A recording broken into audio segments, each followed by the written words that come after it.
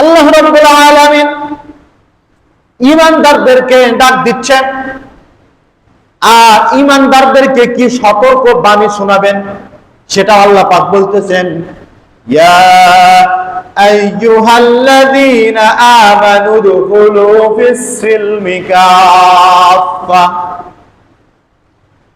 হে ঈমানদারেরা, তোমরা যারা আমাকে না দেখে আমার প্রতি ঈমান আনছো, নিজেদেরকে ঈমানদার বলে দাবি করো, তোমরা যারা, তাদেরকে আমি রব্বুল আলামিন ডাক দিচ্ছি, তোমরা শোনো, উদখুলু ফিস-সিলমি কাফা, তোমরা পরিপূর্ণ রূপে ইসলামের মধ্যে প্রবেশ করো।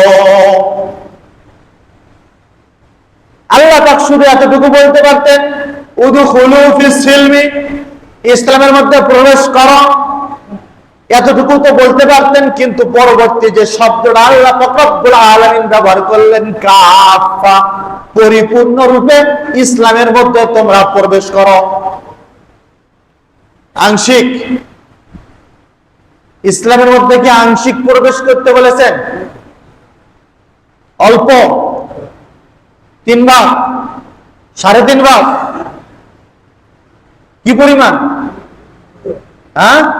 100 ভাগের 100 ভাগে আপনাকে ইসলামের মধ্যে প্রবেশ করতে হবে। যদি নিজেকে ঈমানদার বলে দাবি করেন, তাহলে আল্লাহ পাক ওই ঈমানদারদেরকে ডাক দিচ্ছেন, তোমরা শোনো, নিজেদেরকে যারা ঈমানদার বলে দাবি করো, 100তে 100 ইসলামের মধ্যে তোমাকে প্রবেশ করতে হবে, নইলে তুমি যতই নিজেকে ঈমানদার বলে দাবি করো না কেন, আমি রব্বুল আলামিনের খাতায় তোমার নাম ঈমানদার হিসেবে উঠবে না।